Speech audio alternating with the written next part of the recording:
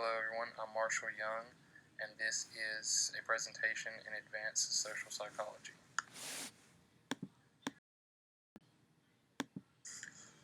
In this week's reading, we looked at Chapters 3 and 4 in Kassin's Social Psychology, Chapters 3 and 5 in Theories of Social Psychology by Chetty, and 2 journal articles, one by Lagsniak and one by Valkenburg. In Chapter 3 of Social Psychology, we discuss self-concept, self-esteem, and self-presentation. These are all aspects of the social self. The social self is what enables us as individuals to learn about our identity. The social self emerges from social interactions, such as observing and interacting with others, responding to others' opinions about oneself, and internalizing external opinions and internal feelings about oneself. In Chapter 4, we learned about social perception. This is the study of how people form impressions of and make inferences about other people. People learn about others' feelings and emotions by picking up information to gather from physical appearance, verbal, and nonverbal communication. In Theories of Social Psychology, Chapter 3, we looked at social cognition and how it focuses on the way people process, store, and apply information about other people in social situations. It focuses on the role that cognitive processes play in our social interactions. Moving on to Chapter 5, we discussed social comparison and how people compare themselves to others as a way of fostering self-improvement, self-motivation, and a positive self-image.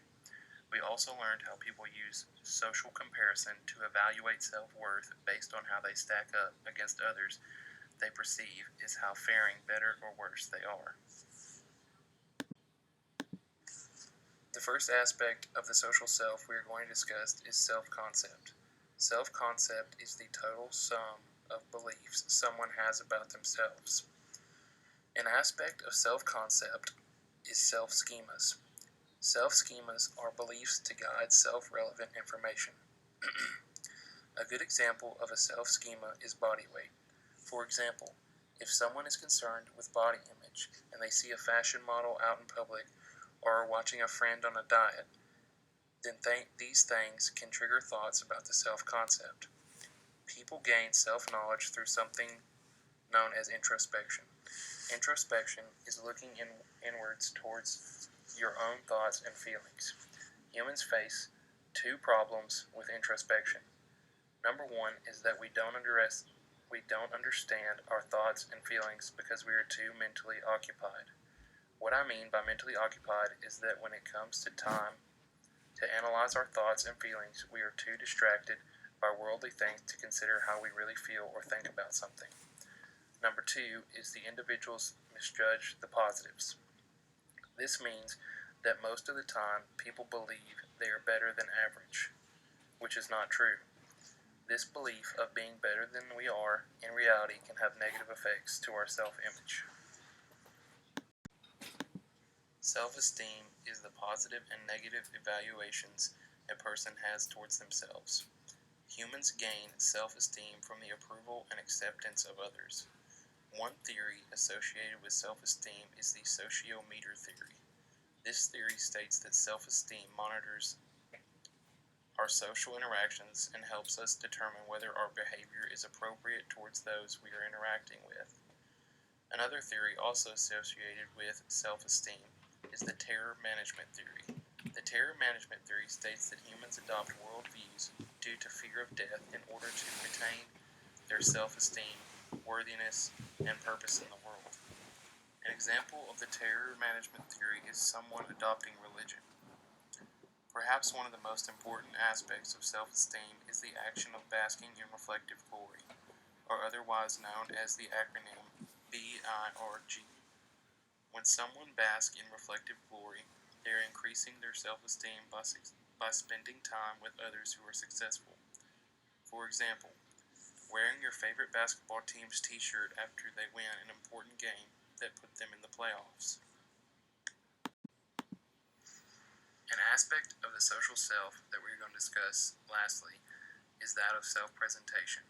Self-presentation is the efforts people use in order to create a framework of how others will think of them. One technique used in self-presentation is strategic self-presentation. This is the attempt to shape impressions to gain influence, power, sympathy, or approval. Two tools used in strategic self-presentation are ingratiation, which attempts to influence another person by becoming more likable, and self-promotion, which is the attempt to present oneself as highly competent to others in order to be seen as capable, intelligent, or talented. Another part of self-presentation is self-verification. This is the desire for those to view us like we view ourselves.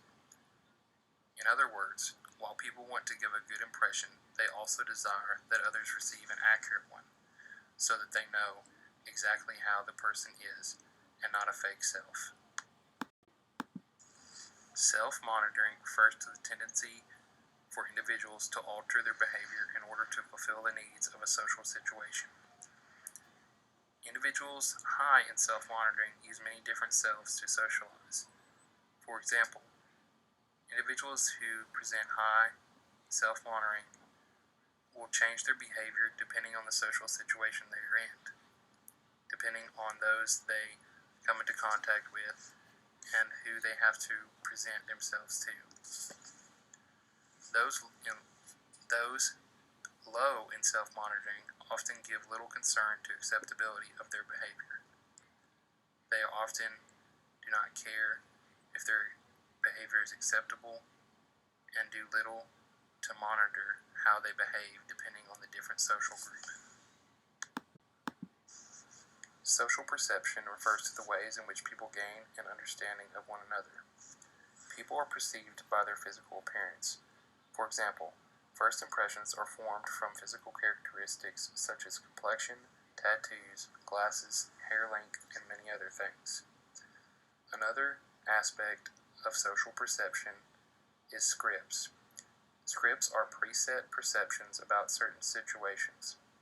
They allow for people to anticipate how they should behave in those certain situations. An example of a script is going to the grocery store. When someone goes to the grocery store, they know to get out of their car, get a shopping cart, go down the aisles and get items on their list, go check out, and eventually load their car and return home.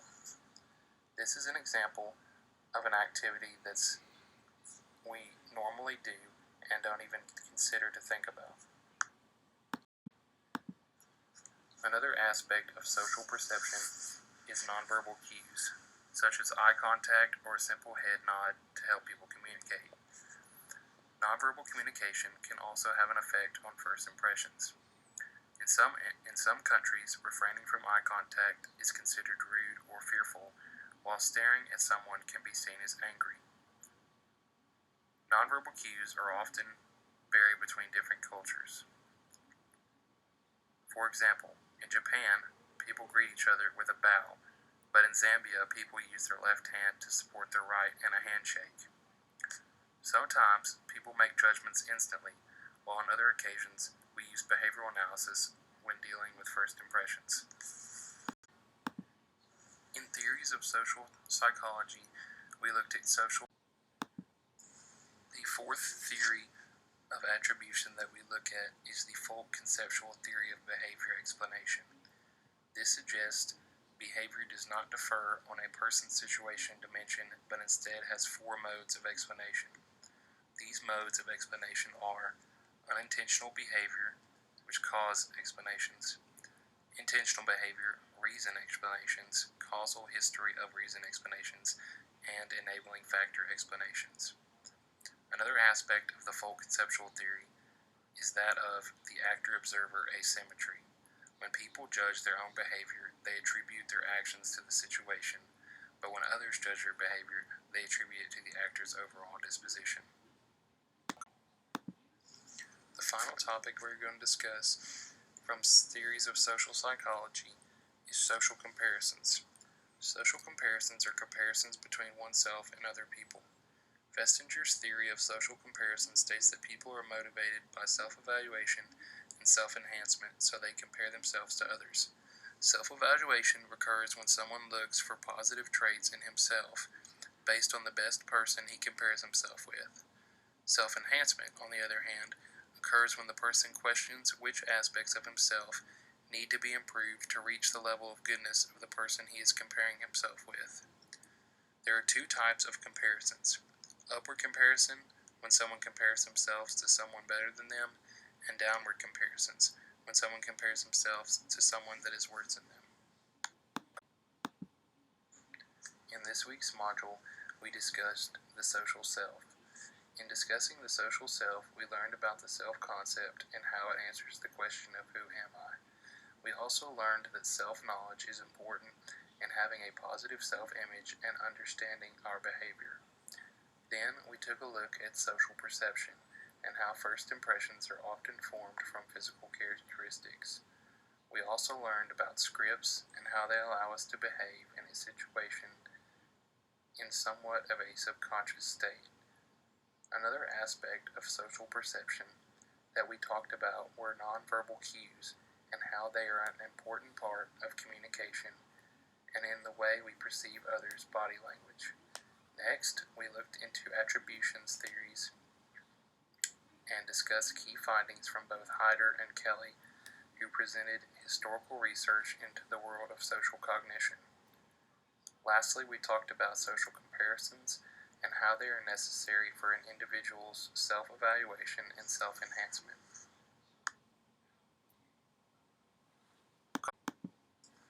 After this week's module, here are some questions to ask yourself. Question 1. How are we to care for our own well-being in regards to the way God teaches us about self-concept? Question 2. Why is it important for us to have a healthy self-image in relation to having intact mental health?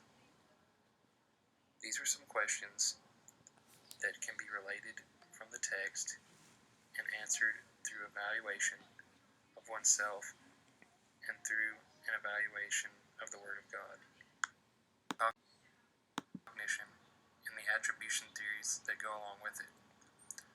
Hyder argued that behavior is determined by either internal causes known as dispositions, examples personality traits, motives, attitudes, or external causes, otherwise known as situations, for example, external pressures, social norms, peer pressure, etc.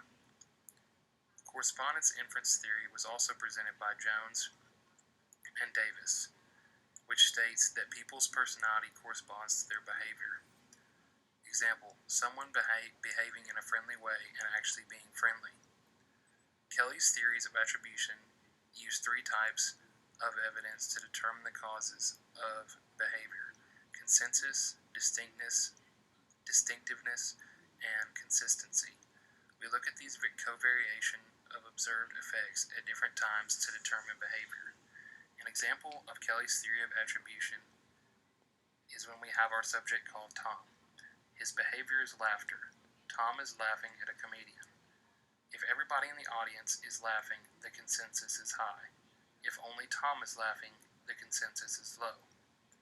For distinctiveness, if Tom only laughs at his comedian, the distinctiveness is high. If Tom laughs at everything, then the distinctiveness is low.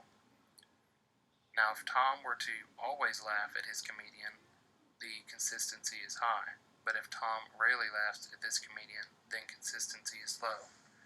Looking at these three aspects of the covariation model helps determine Kelly's theory of attribution.